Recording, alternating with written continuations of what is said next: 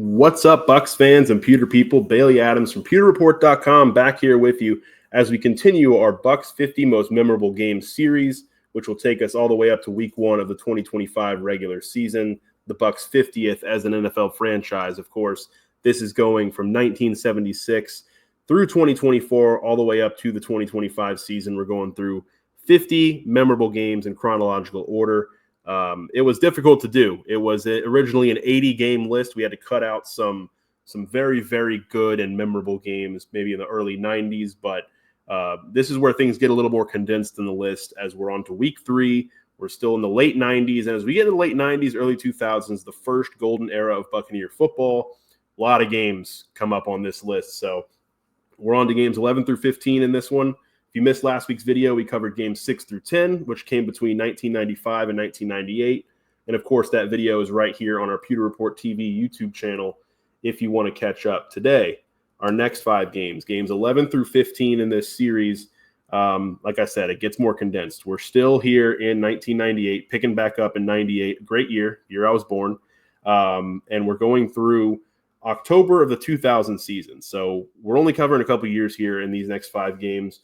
We will, of course, with 2002 coming up in this series, we'll spend some time there as well. So we'll be in the late 90s, early 2000s for the next couple of weeks. But we'll start this video December 7th, 1998. The Buccaneers and the Packers at Raymond James Stadium on Monday Night Football. It was the Bucs' first time hosting Monday Night Football since 1982. Obviously, that made it the first Monday Night Football game at the new Raymond James Stadium, and it was a memorable one for Tampa Bay. I want to sneak another game in here real quick because this was an NFC Central matchup, obviously late in the season. But by this point, the division was already wrapped up by the Vikings. Vikings obviously had a 15-1 season in 1998, so they really, really ran away with this one, and by early December, already have the division wrapped up. But the one in that 15-1 was your Tampa Bay Buccaneers. Just about a month previous, before this Packers game, the Bucs beat the Vikings 27-24 to hand Minnesota. Its only loss in that 15-1 regular season. So snuck a little one in there. We're not going to change it to 51 memorable games, but just snuck one in there before we get to this one. Back to that Monday night game, though. The Bucs made life hell for Brett Favre and the Packers offense. It was just an onslaught from the pass rush. They racked up 8 sacks, and they forced 8 fumbles in the game. 2 of those fumbles were lost. The Bucs only had 20 sacks on the season coming into this game. It was a little hit and miss for them, both as a defense and as a team itself. They were kind of up and down in 98, but this game was one that stood out, obviously, for all the right reasons. Defense was fantastic on the day. Warren Sapp had a sack. Tyoka Jackson had one. Rondé Barber and Jeff Gooch both added one, and then Brad Culpepper and Reagan Upshaw both finished with 2 each. So 8 on the day for Tampa Bay. Warren Sapp, obviously a big part of that effort. And on offense, Trenton Dilfer had himself a pretty good game. He had 2 passing touchdowns and a good rushing touchdown later in the game. Early on, he threw a 64-yard bomb to Jaquez Green in the first quarter, and then he did a very similar play in the second quarter, hitting Burt Emanuel for a 62-yard touchdown, built the lead to 14-3 for the Bucs. Like I said, he later ran for a 6-yard touchdown and made it 24-15 in the fourth quarter. Packers cut it to 24-22, but that's where it ended as Tampa Bay had itself a very, very memorable and monumental victory in their return to Monday Night Football, the first time since 1982. That was a long wait for Tampa, obviously. And this being the first one at Raymond James Stadium had a little bit of an extra special air to it. So a very, very special one in Tampa. We move on now to September 19th, 1999. Another defensive masterpiece, another one where the opposing quarterback just had nothing to do. And, of course, Warren Sapp was also part of that one as well, as he often was in this era of Bucs football. They absolutely dominated the Eagles' offense in front of 64,285 fans at Veterans Stadium. Philly had 150 total yards in the game and only went 4 of 17 on third downs. Just couldn't get anything going. And it didn't matter who was at quarterback. The Bucs were getting after him. It started with Doug Peterson, obviously the future Super Bowl winning coach for Philadelphia. He started this game at quarterback, went 12 of 19 for 100 yards and an interception. He was picked off by John Lynch. He got sacked 3 times and then left the game. And in relief, it was somebody that the Bucs would get to know really well on this day and in future years. It was Donovan McNabb. And McNabb did not have fun facing this Buccaneer defense on this day in 99. It was, of the 9 sacks the Buccaneer defense had in this game, 6 came against McNabb. And McNabb finished 4 of 11 for 26 yards. Again, sacked 6 times in the game. Chidi Ahanatu had three of his own sacks. Warren Sapp had 3. Brad Culpepper had 1. Marcus Jones. And, Marcus Jones had 2 for himself as well. So 3 multi-sack games on that Buccaneer defense, and then Brad Culpepper adding the 9th. Really, really a special day for this defense. And offensively, again, they did what they had to do. When you hold a team to 5 points, there's not much you have to do on offense, and they got it done. Trent Dilfer threw a touchdown pass, a 19-yarder to Burt Emanuel in the first quarter, and then he hit Mike Allstott for a 17-yarder in the third to make it 19-5. The Bucs' run game was really the story on offense here, as it ran for 156 yards. Allstott, in addition to that 17-yard receiving touchdown, he had 64 rushing yards on 15 carries, and Warrick Dunn had 82 yards on 24 carries. So really, it was the perfect complementary football. It was Buck ball to a T on this one, and a really, really memorable one for the Bucs early on in the 99 season. And then that season would go on, obviously, to be a very, very memorable one in general, as our next game we get to was the division clinching game, January 2nd, 2000. It was the day that the Bucs clinched their only division title under Tony Dungy, their first division title since 1981, a road victory over the Bears at Soldier Field, a 20-6 victory. And again, that is just Buck ball at its finest.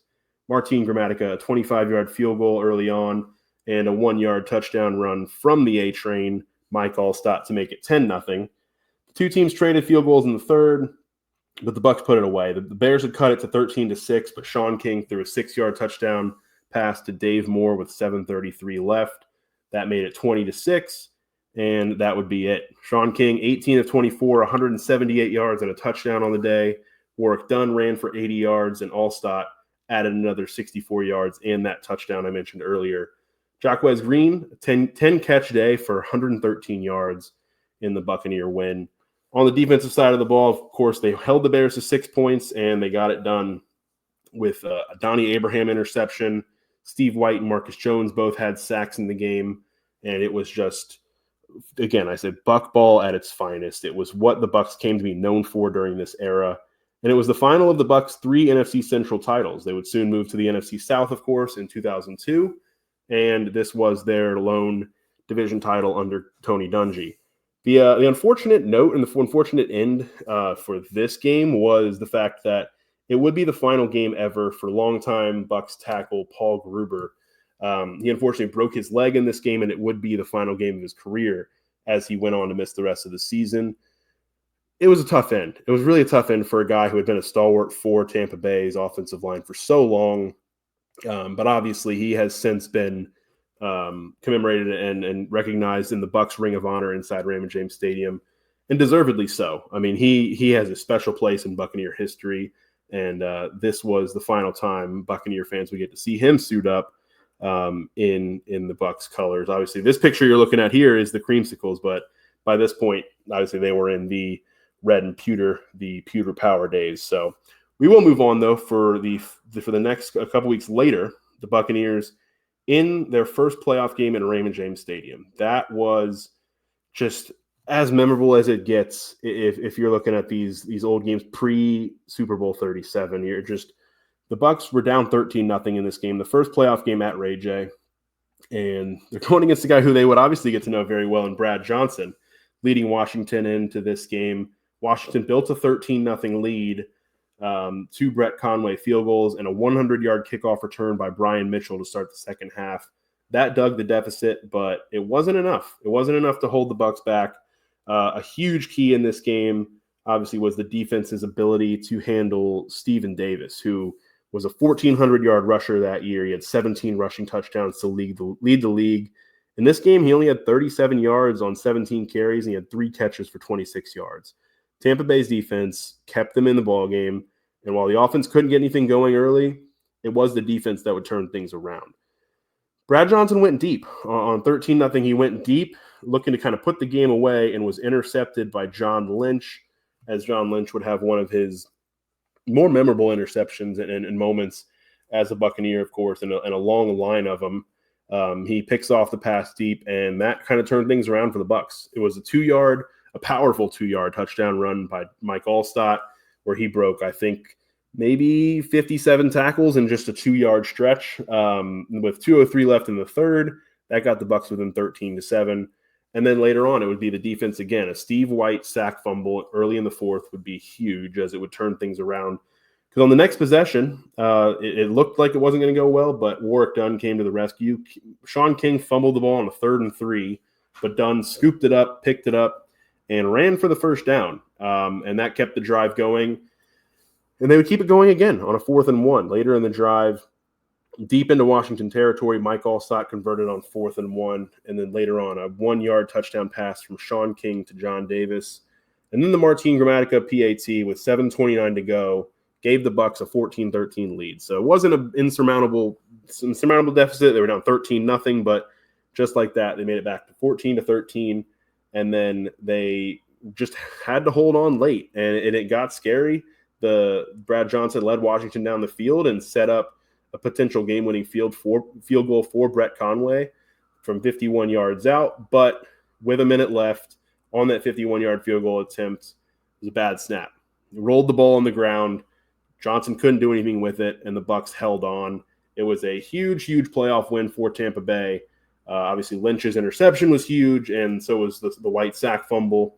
He also had another sack while Warren Sapp had one of his own, and he was also the one who recovered White sack fumble. So everybody on the defense chipping in. Derek Brooks, another big performance from him, 14 tackles, including 2 tackles for loss in the game. That was just, again, the Buccaneers having one of their signature moments before their true Super Bowl 37 signature moments. Of course, falling just short in the next round in the NFC Championship game, a tough end to that season, but things would move on and things would go well into 2000. Tampa Bay again getting a big win over the Vikings. The one that I mentioned earlier, obviously, was the one in Minnesota's 15-1 back in the 98 season. But this was another time when Minnesota came into the game. They weren't quite into the point where they were looking like they were going to chase the Dolphins' undefeated season, but they were coming into this game at 7-0. Tampa Bay coming in at 3-4. Kind of, again, an up and down start to the season, but this one would help them turn things around. Sean King throwing 2 touchdowns to Keyshawn Johnson, Warrick Dunn, Dave Moore, Rydell Anthony. They would all not 2 touchdowns for Keyshawn Johnson. My apologies. A touchdown pass to Keyshawn Johnson, 1 to Warrick Dunn, 1 to Dave Moore, and a Rydell Anthony touchdown. He would go 16-23 for 267 yards, 4 touchdowns, and 0 interceptions on the day. Huge game for Sean King.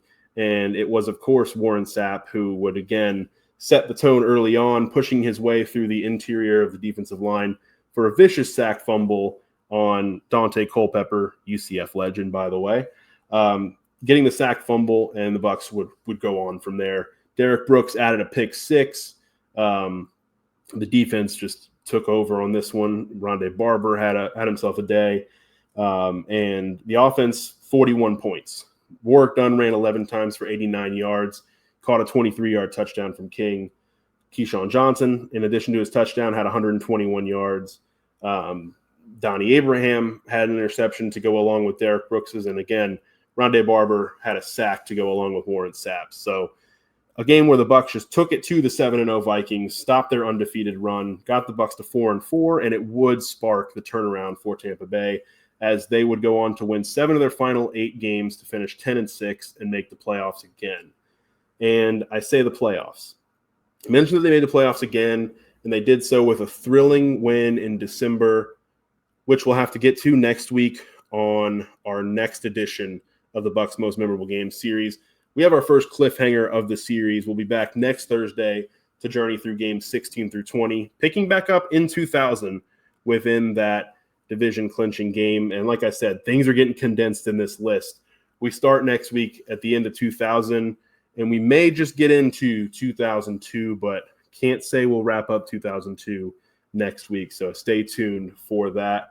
Again, I want to thank you guys so much for watching this series and for following along. It's been a fun ride through Bucs history and just kind of looking at some of the most memorable games, some of the ones that I've had to learn myself about, and it's been a whole lot of fun. We'll be back next week. I want to thank you guys for tuning in and make sure you're following everything we're doing here at pewterreport.com on Pewter Report TV, because when I talk to you next Thursday for the 4th edition of this series, training camp will have gotten underway. We will be into the start of the Bucs 50th season. So again, no one covers the Bucs like Pewter Report. You're going to be wanting to follow us along. PewterReport.com, Pewter Report TV, at Pewter Report, and all of our social channels. That is where you'll want to be tuned into, because we will be back at One Buck Place next week. But speaking of being back, we'll be back right here on the Pewter Report TV YouTube channel next Thursday for another edition of the 50 Most Memorable Games.